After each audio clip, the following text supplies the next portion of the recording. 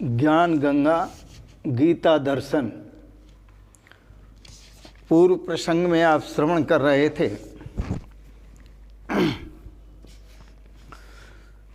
संपूर्ण कर्मों के करने में अधिष्ठान आदि 5 हेतुओं का निरूपण। 5 कारण हैं कर्मों की सिद्धि में, वो चाहे कर्म जैसे भी हों। पहला कारण अधिष्ठान, दूसरा कर्ता, तीसरा करण और चौथा दैव, पांचवा चेष्टा। अधिष्ठान कहते हैं आश्रय को, बिना आश्रय के कर्म नहीं होते। कर्ता कहते हैं कर्ता को, करने वाले को। करण कहते हैं से के द्वारा, इंद्रियों के द्वारा कर्म किए जाते हैं। चेष्टाएं अंतःकरण की, नाना प्रकार की मन बुद्धि की चेष्टाएं, उनसे कर्म होते। और दैव, पांचवा हेतु दैव है, प्रारब्ध है। व्यक्ति का प्रारब्ध साथ देता है तो कर्म होते हैं। पूर्वकृत शुभाशुभ कर्मों का जो संस्कार है वो साथ देता है तो कर्म होते हैं। यह आप पूर्व प्रसंग में श्रवण कर रहे थे। आज के प्रसंग में श्रवण करेंगे। भगवान श्री कृष्ण कहते हैं शरीर वांग मनोभिरेयत कर्म प्रारभते अर्जुन। शरीर वांग मनोभिरेयत कर्म प्रारभते नरः।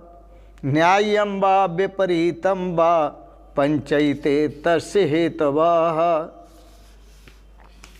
शरीर से, वाणी से और मन से, मनुष्य मन से, वाणी से और शरीर से, चाहे तो वह शास्त्र के अनुकूल कर्म करता है, शास्त्र के विधान से नियत किए गए कर्मों को करता है शास्त्र के अनुकूल, और चाहे वह शास्त्र के विपरीत कर्म करता है। जो कुछ कर्म करता है उसके ये 5 कारण हैं। इन 5 कारणों से कर्म होते हैं। यदि ये 5 कारण न हो तो कोई कर्म नहीं होगा। पहला कारण मन, दूसरा कारण वाणी और तीसरा कारण शरीर। मन संकल्प करता है, वाणी मुंह से बोलती है और शरीर प्रवृत्त होता है। तो ये तीनों से, मन, वाणी और कर्म से, शरीर से, शास्त्र के अनुकूल अथवा शास्त्र के प्रतिकूल, शास्त्र से विपरीत जो कुछ भी कर्म करता है उसके ये 5 कारण हैं। इन 5 से ही कार्य की सिद्धि होती है। इसका एक अर्थ और भी समझ लें कि इसमें आत्मा को अछूता रखा गया है, क्योंकि आत्मा अकर्ता है। न तो आत्मा शरीर है, न आत्मा मन है, न आत्मा वाणी है। इसलिए शरीर से, मन, वाणी से परे है आत्मा। यही राम जी के गुरुदेव भगवान ने राम जी को उपदेश दिया था। सुनो, एक लाइन बोलता हूँ। मन वाणी से परे अपार, ऐसा राम स्वरूप तुम्हार। मन वाणी से परे अपार, ऐसा राम स्वरूप तुम्हार। हे राम जी, आपका स्वरूप जो है मन से, वाणी से और शरीर से परे है। इसलिए आपके स्वरूप को कहा है अवांग मनस गोचरम। वह मन से संकल्प में नहीं बांधा जा सकता और वाणी से कहा नहीं जा सकता। अवांग मनस गोचरम। वाक्च मनश्च तयो गोचर, वांग मनस गोचर, तम वांग मनस गोचरम, तम वांग मनस गोचर, अवांग मनस गोचरम। इसलिए उसे अवांग मनस गोचर का है, यह वाणी से परे है। ऐसा राम स्वरूप तुम्हारा। अब जो कोई भी इस राम स्वरूप आत्मा को, परमात्मा को कर्ता समझता है, उसकी निंदा। क्योंकि कर्ता कौन है? शरीर करता है, मन करता है, वाणी करता है और चेष्टाएं करता है और दैव करता है। आत्मा करता नहीं है, लेकिन आत्मा को जो कर्ता समझता है उसकी शास्त्र निंदा करता है। भगवान श्री कृष्ण स्वयं निंदा करते हैं। सुनिए, आत्मा को कर्ता समझने वाले की निंदा।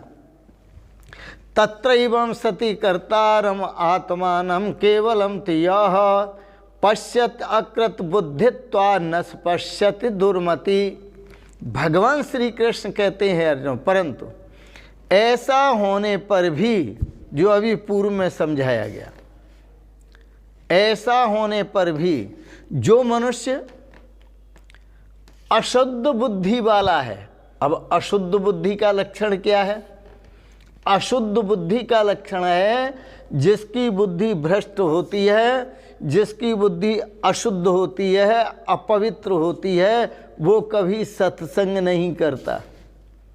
जिसकी बुद्धि अपवित्र होती है, अशुद्ध होती है, वो कभी शास्त्रों के पठन पाठन का अभ्यास नहीं करता। जिसकी अशुद्ध बुद्धि होती है, वो कभी सज्जन पुरुषों का साथ नहीं करता। जिसकी अशुद्ध बुद्धि होती है, वह कभी भगवद अर्थ कर्म नहीं करता। जिसकी अशुद्ध बुद्धि होती है, वह उपासना के करने से उसकी बुद्धि शुद्ध होती है। सत्संग करने से, संत महापुरुषों का संग करने से और उनके वचना अमृत श्रवण करने से बुद्धि शुद्ध होती है और भगवान की उपासना करने से बुद्धि शुद्ध होती है और भगवत अर्थ कर्म करने से बुद्धि शुद्ध होती है। इसलिए जो उपर्युक्त साधनों से रहित है उसकी बुद्धि अशुद्ध है, ऐसा समझना चाहिए। तो अशुद्ध बुद्धि पुरुष अपने श्रेय को प्राप्त नहीं कर सकता, क्योंकि वो जितने भी काम करेगा वो अशुद्ध ही करेगा, अशुभ ही करेगा। और शुद्ध बुद्धि पुरुष ही शुभ कर्म करेगा, शुद्ध कर्म करेगा। आओ, अशुद्ध बुद्धि के कारण उस विषय में, जो पुरुष अशुद्ध बुद्धि के कारण उस विषय में केवल्य स्वरूप आत्मा के विषय में कर्ता देखता है, केवल्य स्वरूप आत्मा को कर्ता देखता है, वह दुर्बुद्धि पुरुष यथार्थ नहीं देखता। सही मायने में वो सही नहीं देखता। वह मूढ़ बुद्धि पुरुष, दुर्बुद्धि पुरुष गलत देखता है। अर्थात विचार करो, भगवान कभी करते नहीं है, वो करता नहीं है। आत्मा करता नहीं है, आत्मा सदा अकर्ता है। यूं अपने को अकर्ता सिद्ध करने के लिए एक भाव भगवत अर्थ कह देते हैं कि करन करावन हार आप ही आप, ये कह देते हैं। पर यह अपने को अकर्ता भाव में स्थित होकर और निष्काम भाव से, जब निष्काम भाव में स्थित होते हैं तब ऐसा कह देते हैं। भगवान श्री कृष्ण ने अपने को स्वयं कहा है, बार बार कहा है भगवान श्री कृष्ण कि मैं करता नहीं हूं, न मैं करता हूं और न मैं कराता हूं, न क्रिया के संयोग को जोड़ता हूं। तीन बातें, न मैं कुछ करता हूं, न किसी से मैं कुछ कराता हूं न किसी के साथ क्रिया के संयोग को जोड़ता हूं। मैं इन तीनों स्थितियों से अलग हूं। तो लोग कहते क्यों हैं फिर? वो कहते हैं मोहवश, वो कहते हैं अज्ञानवश, वो कहते हैं मूढ़तावश। तो मोह से लोगों की जो बुद्धि है वो आवृत है, वो ढकी हुई है, इसलिए वो कुछ भी कह सकते हैं। अज्ञान में कुछ भी, जैसे एक बालक छोटा सा होता है, वो कुछ भी कह जाता है, उसको सब माफ होता है।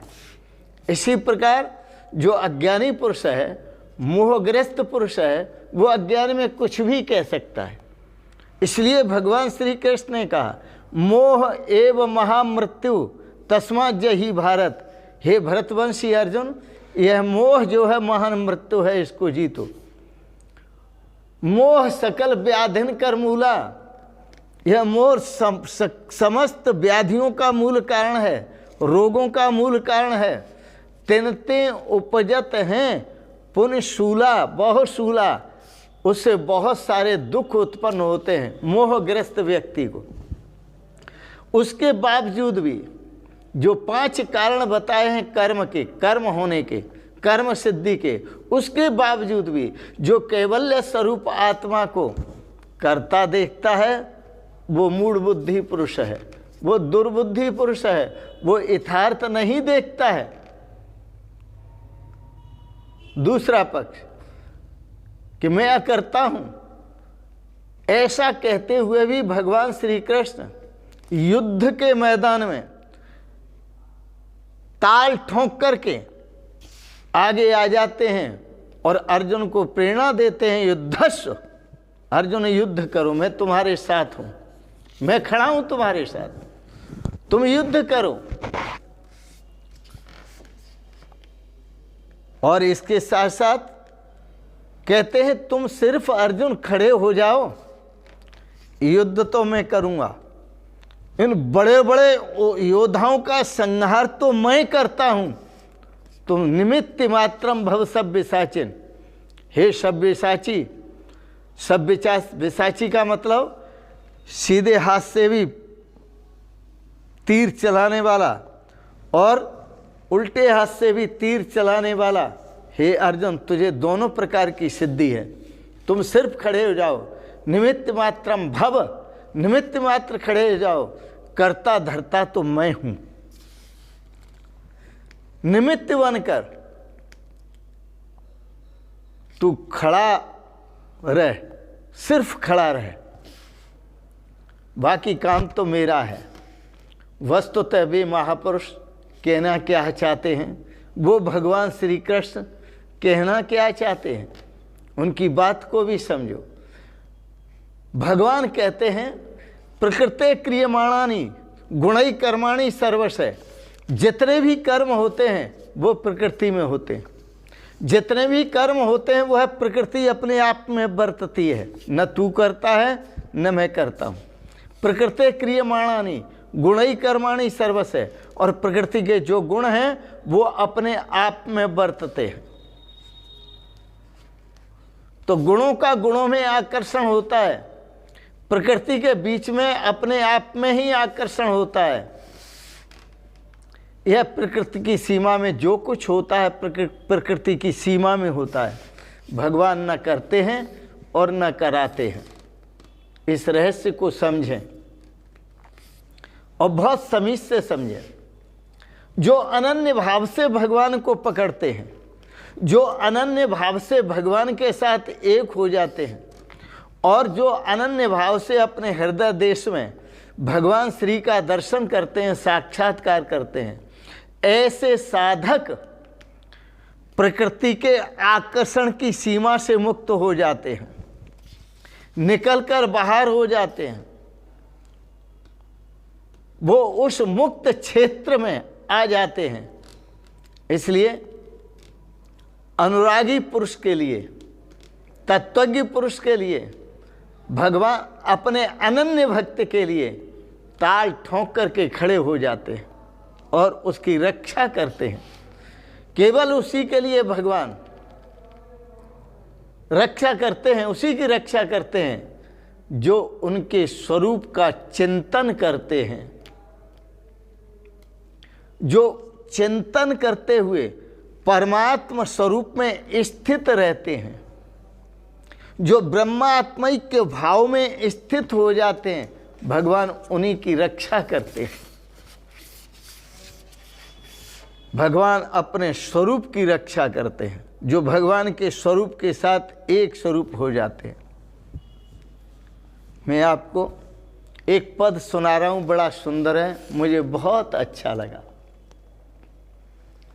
जगत में उनकी मिटी है चिंता, जो तेरे चरणों में आ गिरे हैं। जगत में उनकी मिटी है चिंता, जो तेरे चरणों में आ गए हैं। वही हमेशा हरे भरे हैं, जो तेरे चरणों में आ गए हैं। हे प्रभु, हम ये समझें कि जो आपकी चरण शरण ले लेता है, आपके स्वरूप के साथ एक हो जाता है, वही चिंता से मुक्त होता है और दुनिया में वही खुशहाल होते हैं, वही हरे भरे होते हैं, वही स्वस्थ और मस्त होते हैं जो आपके चरणों में आ जाते हैं। जगत में उनकी मिटी है चिंता, जो तेरे चरणों में आ गए हैं। न पाया राजा फकीर बनकर, न पाया तुझको अमीर बनकर, न पाया राजा वजीर बनकर, न पाया तुझको फकीर बनकर। उन्हीं को दर्शन हुए हैं तेरे, उन्हीं को दर्शन हुए हैं तेरे, जो तेरे चरणों में आ गए हैं। उन्हीं को दर्शन हुए हैं तेरे, जो तेरे चरणों में आ गए हैं। जगत में उन्हीं को दर्शन हुए हैं तेरे, जो तेरे चरणों में आ गए हैं। चरणों में साकार दृष्टि से भगवान के साकार स्वरूप को देखते हुए उनके चरणों में पड़ जाना। निराकार दृष्टि से शब्द भी चरण कहलाते हैं। एक श्लोक में 4 चरण होते हैं, तो जो तेरे चरणों में आ गए हों, वो चरण कौन से हैं? अजर अमर अविनाशी अव्यक्त अछेद्य अक्लेद्य अशोष्य अदाय्य, ये चरण हैं जिन्होंने अपने स्वरूप को अविनाशी स्वरूप समझ लिया। उनकी सारी चिंताएं खत्म हो गई। न पाया राजा वजीर बनकर, न पाया तुझको फकीर बनकर। उन्हीं को दर्शन हुए हैं तेरे, जो तेरे चरणों में आ गए हैं। जगत में उनकी मिटी है चिंता, जो तेरे चरणों में आ गए हैं। और किसी ने जग में करी बुराई, किसी ने जग में करी भलाई। किसी ने जग में करी बुराई, किसी ने जग में करी भलाई। 2 ही तरह के व्यक्ति होते हैं, एक बुराई करने वाले, एक भलाई करने वाले। किसी ने जग में करी बुराई, किसी ने जग में करी भलाई। वही सुमार्ग, भलाई और बुराई से दोनों से मुक्त होकर वही सुमार्ग पे चल पड़े हैं, वही सुमार्ग पे चल पड़े हैं। जो तेरे चरणों में आ गए हैं, वही सुमार्ग पे चल पड़े हैं, जो तेरे चरणों में आ गए हैं। जगत में उनकी मिटी है चिंता, जो तेरे चरणों में आ गए हैं। जगत में उनकी मिटी है चिंता, जो तेरे चरणों में आ गए हैं। और किसी ने पत्थर सनम बनाए, किसी ने पत्थर सनम बनाए।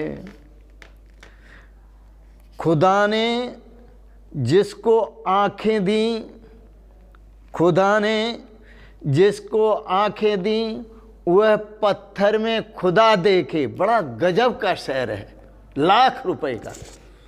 खुदा ने जिसको आँखें दी, वह पत्थर में खुदा देखे। भला जिसका दिल ही पत्थर है तो कहो पत्थर में क्या देखे।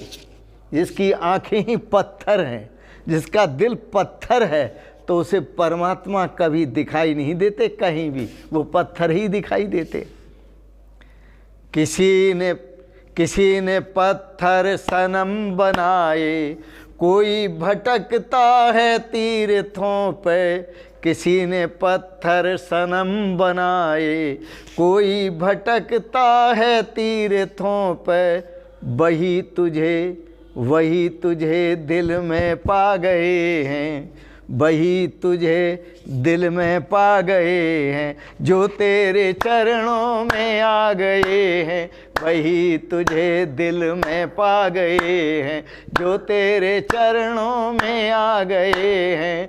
जगत में उनकी मिटी है चिंता, जो तेरे चरणों में आ गए हैं। जगत में उनकी मिटी है चिंता, जो तेरे चरणों में आ गए हैं। और अंतिम पंक्ति, प्रभु जी विनती सुनो हमारी, प्रभु जी विनती सुनो हमारी, बना दो बिगड़ी दशा हमारी। प्रभु जी विनती सुनो हमारी, बना दो बिगड़ी दशा हमारी, बना दो बिगड़ी दशा हमारी। बेआसरों के तुम आसरा हो, बेआसरों के तुम आसरा हो। हम तेरे चरणों में आ गए हैं, बेआसरों के तुम आसरा हो। हम तेरे चरणों में आ गए हैं, बेआसरों के तुम आसरा हो। हम तेरे चरणों में आ गए हैं। गजब की जगत में उनकी मिटी है चिंता, जो तेरे चरणों में आ गए हैं। जगत में उनकी मिटी है चिंता, जो तेरे चरणों में आ गए हैं। वही हमेशा हरे भरे हैं, जो तेरे चरणों में आ गए हैं। उन्हीं को दर्शन हुए हैं तेरे, जो तेरे चरणों में आ गए हैं। वही परम पद को पा गए हैं, जो तेरे चरणों में आ गए हैं। वही सुमार्ग पे चल पड़े हैं, जो तेरे चरणों में आ गए हैं। वही तुझे दिल में पा गए हैं, जो तेरे चरणों में आ गए हैं। बेआसरों के तुम आसरा हो, हम तेरे चरणों में आ गए हैं। हम तेरे चरणों में आ गए हैं, हम तेरे चरणों में आ गए हैं। हम तेरे चरणों में आ गए हैं, हम तेरे चरणों में आ गए हैं। हम तेरे चरणों में आ गए हैं, हम तेरे चरणों में आ गए हैं। बोलो वृंदावन बिहारी लाल की जय, सच्चिदानंद भगवान की जय, सतगुरुदेव भगवान की जय। शिवोहम शिवोहम शिवोहम। आज के प्रसंगत आपने बड़े प्रेम और श्रद्धा से गीता पर सुंदर विचार श्रवण किए, इसके लिए बहुत बहुत अनुग्रहित हैं। निवेदन है आपसे, सब्सक्राइब करें, लाइक करें, शेयर करें। और इन शब्दों के साथ ही नवरात्रों में आप सबको बहुत बहुत ढेर सारी बधाइयाँ देते हुए, बहुत बहुत शुभकामनाओं के साथ आप सभी के परम पावन श्री चरण कमलों में सादर प्रणाम करता हूँ। शिवोहम शिवोहम शिवोहम।